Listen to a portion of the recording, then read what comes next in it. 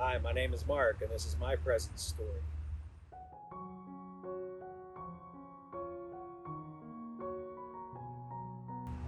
I was baptized Catholic, so I was a practicing Catholic until I was about 30 years old.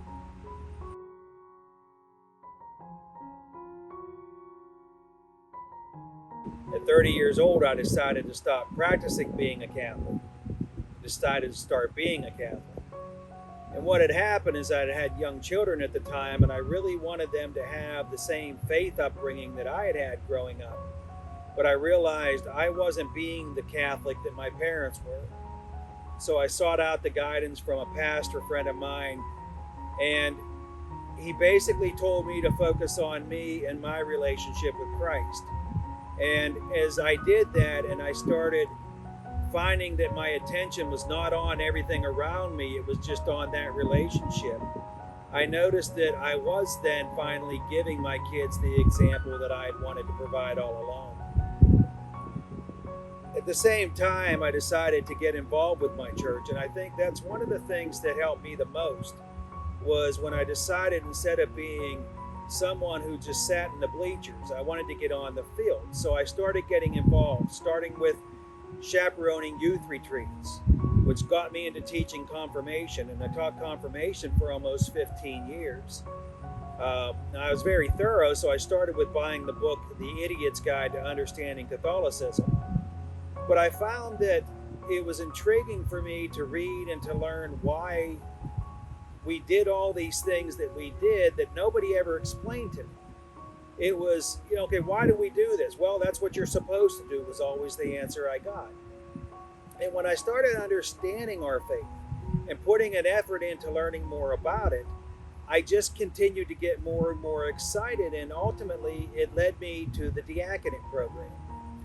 I've now been a deacon 11 years, ordained. And every day I continue to see the blessings that God has given me. I continue to see Him and see His works in all that's around me. And I can tell you there are times that I struggle. There's times that are still challenges. It's not like I'm happy all the time. But the difference is, in my darkest times now, I don't feel alone. I feel like Jesus is still there with me. I still talk to Him. In fact, I talk to Him more during the dark times probably than I do when things are going well.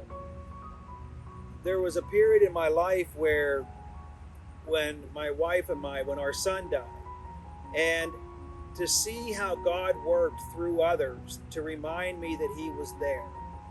I had said a prayer and I had asked God, just please let me know that you're present. If I know that you're there, I'll be okay. I can't begin to tell you the support that we received that reminded us on a regular basis that God was going to live up to His promise, and that He walked with us the entire time and continues to do so today. My relationship with Him continues to grow. It's never going to be completed. I think there's always room, because His love is so far beyond anything I can imagine, that I want to spend the rest of my life trying to experience as much of that love as I can. Having an opportunity to work here at St. Michael allows me to work with so many people and to see all the incredible graces that God has been able to provide through the people here. And the joy of getting to be part of that is beyond anything that I ever could have imagined in my life. I've been very fortunate to be employed here over 10 years now, and it is my hope that I will continue to work here until I retire or they kick me out.